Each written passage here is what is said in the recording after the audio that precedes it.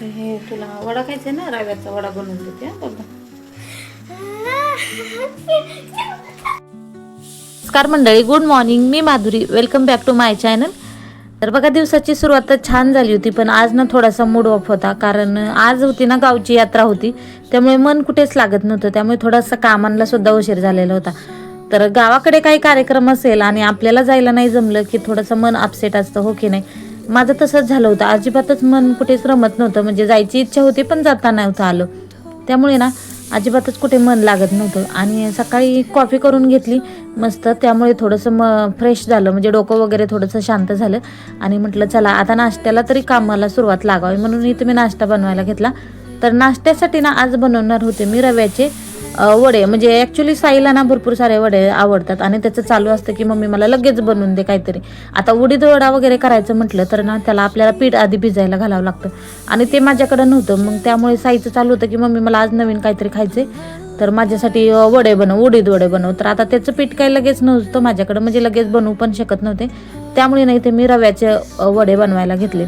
तर अगदी सोपी आणि सिंपल ही रेसिपी आहे, खायला सुद्धा खूप छान लागते आणि 10 ते 15 मिनटामध्ये रेडी होणारी आपली ही रेसिपी आहे. तर इथे ना मी थोडीशी, म्हणजे आपला मोठा रवा घ्यायचा आपल्याला आणि तो छान व्यवस्थित साफ करून घ्यायचा. नंतर कढईमध्ये थोडीशी ना जिरे मोहरी घालायची असेल तर तुम्ही घालू शकतात. मी फक्त मोहरी घातलेली होती, जिरे घातलेले नव्हते. तर हिरवी मिरचीसुद्धा घातली आणि पाणी ओतून ना मीठ टाकून त्यावरती कोथिंबीर टाकून घेतली.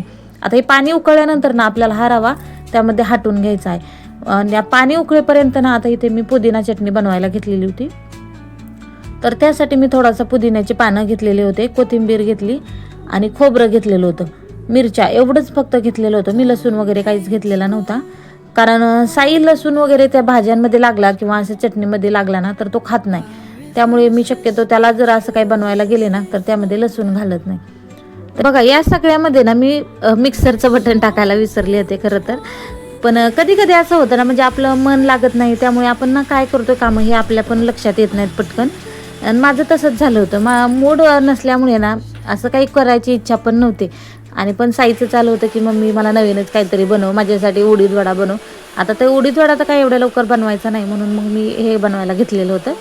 तरी तर साईडला ना मी पाण्याला उकळी आणायला ठेवलेलं होतं, ते पण उकळत आलेलं होतं.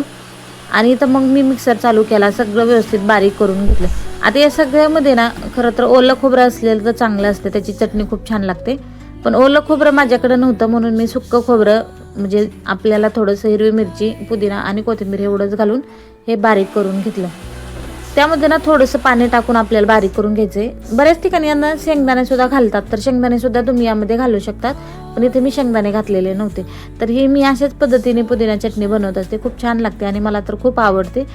आणि इथं पाण्याला उकळी आल्यामुळे ना मी लगेच इथे ना त्यामध्ये रवा टाकून घ्यायला घेतला, कारण रवा आपल्याला थोडा थोडा करून त्यामध्ये टाकून घ्यायचा आहे. आणि गाठी होणार नाही त्याची काळजी घेऊन आपल्याला ह्या गोष्टी करायच्या आहेत. तर थोडं थोडं करून टाकायचं आहे आणि व्यवस्थित असं हाटून घ्यायचं. तर खूप छान आणि टेस्टी आपले हे वडे तयार होतात. आता साईडला ना मी बटाटे उकडायला ठेवलेले होते. जर तुम्हाला बटाटे घालून नसतील वडे बनवायचे तर तुम्ही फक्त रव्याचे सुद्धा वडे बनवू शकता. आणि त्यासाठी बघा, इथं रवा छान असा आपल्याला ना शिजून घ्यायचा, वाफेवरती असं मऊ पडेपर्यंत छान शिजून घ्यायचा. आणि नंतर ना पाण्याचा हात लावून आपल्याला कणिक जसं आपण मळतो ना तसंच हे सगळं मळून घ्यायचं. आणि मग आपल्याला त्याच्या हाताला तेल किंवा पाणी लावून छोटे छोटे गोल करायचे आणि मध्ये एक बीळ पाडायचं. तर एवढं सोपं रेसिपी आहे याची, लगेच तयार होतात हे. तर इथे मला बटाटे घालायचे होते त्यामध्ये, त्यामुळे मी ना हे बटाटेसुद्धा साईडला वाफलायला ठेवले होते. तर बटाटे उकडून झाले आणि रवा शिजण्यासाठी ना मी त्याला झाकण ठेवून दिलं. आणि इकडे चटणी मग जे बारीक करून घेतलेली होती ती पातेल्यामध्ये काढून घेतली. आता याला ना तडका द्यायचा होता चटणीला, तर त्यासाठी ना इथे मी साईडला तडका देण्यासाठी इथे छोट्या पातेल्यामध्ये घेतलं. तर यासाठी मी फक्त तडक्यासाठी जास्त काही हिरवी मिरची वगैरे वापरलीच नव्हती, कारण हिरवी मिरची ऑलरेडी आपण चटणीमध्ये घातलेली होती. त्यामुळे ना फक्त इथे मोहरीची तडका द्यायचा होता मला, आणि त्यामध्ये थोडंसं हिंगसुद्धा घालायचं होतं. आता मी पातेलं तर गॅसवरती ठेवलं आणि हे जे तळण्यासाठी मी आधी ऑलरेडी कढईमध्ये तेल काढलेलं होतं, त्यासाठी त्यातलं तेल मी थोडंसं घेतलं. आता यामध्ये फक्त मोहरी घालून मला फोडणी घालायची होती आणि थोडीशी हिंग घालायचं. हिंगामुळे ना खूप छान आणि टेस्ट आपल्याला चटणीला भेटते किंवा वाससुद्धा खूप छान येतो. आता चटणी जेव्हा पण तुम्ही चटणी बनवता ना, म्हणजे खोबऱ्याची चटणी असू द्या किंवा शेंगदाण्याची चटणी असू द्या, पुदिना चटणी असू द्या, तर या सगळ्यामध्ये ना आपण जे मोहरी जिरे जे घालतो ना, तर हे छान तडतडू द्यायचं, म्हणजे पूर्ण काळं होईपर्यंत तडतडू द्यायचं. त्यामुळे ना त्याचा वास छान येतो आणि जे आपण चटणी बनवतो ना त्याचा एक वेगळा स्मेल येतो आणि मस्त असं आपली ती फोडणीला तडका बसतो आणि मग ते छान अशी आपली चटणीसुद्धा लागत राहते. त्यामुळे नाही तुम्ही छान तेल तापून घ्यायचं, कडक असं तेल तापून घ्यायचं आणि मग त्यामध्ये ना आपले हे जिरे मोहरे कढीपत्ता काही तुम्हाला घालायचं असेल ते तुम्ही घालून घेऊ शकतात. तरी ते मी ना छान तडतडलं होतं, तुम्ही पाहू शकता हे वरती म्हणजे जे वाफसुद्धा दिसते ना, हो की नाही. तर त्यामध्येच ना मग आता मी थोडंसं हिंग घातलं आणि आता बघा फोडणी ज्यावेळेस घालतो ना आपण चर्रकन असा आवाज येतो आणि ते तेल असं थोडंसं साईडला ओढलं जातं, कारण ते तेल जास्त तापलं गेलं पाहिजे तरच त्याची फोडणी व्यवस्थित बसते. तरी ती थोडीशीच मी इथं चटणी बनवून घेतली होती, कारण साईला काही जास्त पुदिना चटणी आवडत नाही, मग त्यामुळे ना मी थोडीशीच चटणी बनवून घेतली. आता नाही ते म्हणजे आपला रवासुद्धा छान वापरलेला होता. आता हे सगळं आपल्याला ना एकत्रित मिसळून करून ना पीठ असं मळल्यासारखं आपल्याला करून घ्यायचं होतं. त्याआधी ना मी इथं बटाटे काढून घेतले. बटाटेसुद्धा गरम होते त्यामुळे ते परातीमध्ये काढून घेतले आणि त्यामध्येच आपल्याला रवासुद्धा काढून घ्यायचा होता, म्हणजे शिजला होता तो पूर्णपणे. वाफेवर शिजल्यामुळे ना खूप छान असा तो वाफरलेला होता, म्हणजे अगदी फुलला होता. मस्त भारी वाटत होतं, त्याच्याकडे पाहिलं की लगेच तोंडाला पाणी सुटत होतं, एवढं सुंदर असा तो ना फुललेला होता.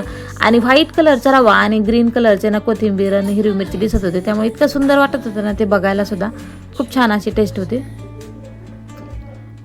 आता हे सगळं गरम गरम होतं. इथं बटाट्याची साल सुद्धा मला काढून घ्यायची होती. तर पाहू शकता तुम्ही एवढा सुंदर असा हा फुललेला होता आणि गरम असल्यामुळे आणि रवा पण मोठा होता, त्यामुळे ना असा खूप मोठा झालेला होता तो. यामध्ये ना बारीक रवा वापरायचाच नाही, शक्यतो मोठाच रवा वापरायचा, त्यामुळे खूप छान होतात. आणि मग बघा इथं मी ना थोडंसं कॉर्नफ्लॉवर सुद्धा घेतलं. आता गरम असल्यामुळे ना मला ते लगेच मळायला अजिबातच जमत नव्हतं, म्हणून म्हटलं थोडंसं थंड होऊ द्यावं आणि मग हे मळायला घ्यावं.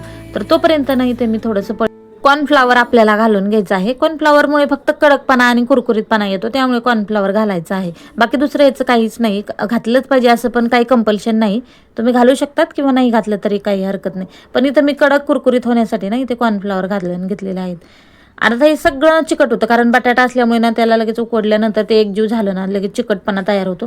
त्यामुळे हाताला ना थोडंसं पाणी किंवा तेल लावून आपल्याला हे असं मळूच आहे. पण आता हे गरम असल्यामुळे ना मला काही लगेच मळता येत नव्हतं आणि बटाटे पण थोडेसे मोठे मोठे होते, त्यामुळे ना मग मी काय केलं तर फुलपात्राने असं थोडं थोडं स्मॅश करून घेतलं. जर तुम्हाला वेळ असेल ना तर थंड बटाटे झाल्यानंतर किंवा थंड रवा झाल्यानंतर हे हाताने करून घ्यायचं आणि व्यवस्थित असं ना त्याचा गोळा बनवून घ्यायचा. तर कणिक मळतो त्या पद्धतीनेच गोळा करायचा, हे मी तुम्हाला सांगितलं 2-3 वेळेस. तर असं पद्धतीने इथे मी गोळा करून घेतला. आणि आता ना बघा कढई मी गॅसवरती ठेवली, त्यामध्ये थोडंसं तेल टाकलं आणि तेच तेल ना थोडंसं हाताला लावून घ्यायचं, असं हातावरती गोल गोल करून घ्यायचं आणि छोटे छोटे गोळे करायचे आणि मध्ये ना हाताने एक बोटाने आपल्याला ह्याला मध्ये बीळ पाडायचं. जसं तुम्हाला व्हिडिओमध्ये दिसतंय ना त्याच पद्धतीने आपल्याला हे छोटे छोटे गोल करायचे आणि इथे हाताने आपल्याला बीळ पाडून घ्यायचं, म्हणजे जेणेकरून आपल्याला सगळीकडे असं ते व्यवस्थित असं तळल्या जाईल म्हणून. तर इथे मी सुरुवातीला 5-6 वडे करून घेतले आणि आता हे तळण्यासाठी ठेवले. खूप छान आणि टेस्टी लागतात, म्हणजे असं बघितल्या क्षणी वाटत पण नाही की आपले रव्यापासून बनलेले वडे आहेत. तर इथे थोडे थोडे करून म्हणजे एक एक करून ना मी ते तळायला टाकले. आता मी झाऱ्या शोधत होते, आता कुठं ठेवला हे माझ्या पटकन लक्षात येत नाही, कारण घरामध्ये ना 2-4 दिवसापासून काम चालू होते आणि त्यामध्ये ना मी वस्तू कुठं ठेवली ना हे काय माझ्या लक्षात येत नाही पटकन. तर एक एक करून मी सगळे वडे मी तळायला टाकले आणि आलटी पलटी करून ना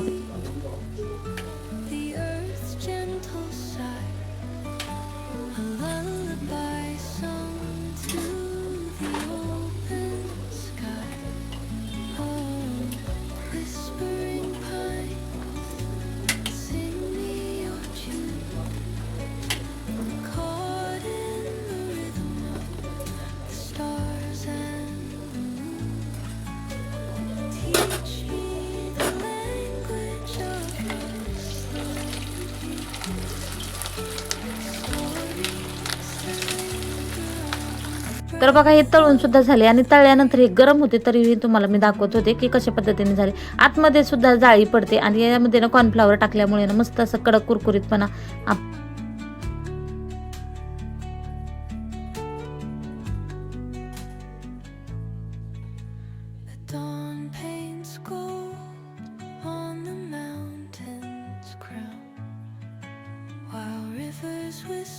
आता साईला तर खायची गडबड होतीच, त्यामुळे ना मी काय केलं एक सुरुवातीला तळून घेतले 5-6 वडे आणि लगेच ना त्याला पुदिना चटणीसोबत वाढायला घेतलं, कारण त्याची चालू होतं की मम्मी मला भूक लागली पटकन आवर.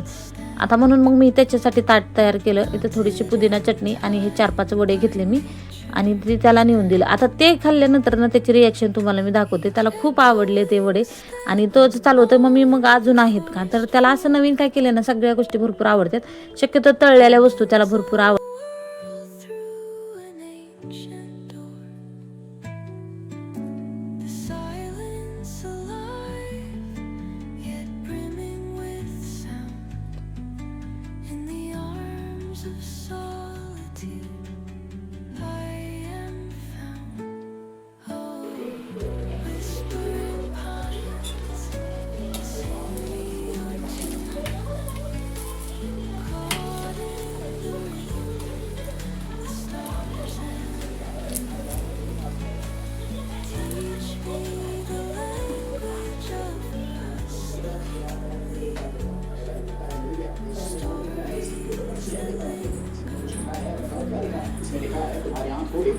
कसं लागतंय सावा? एक नंबर. आवडलं तुला? अजून आहे देऊ?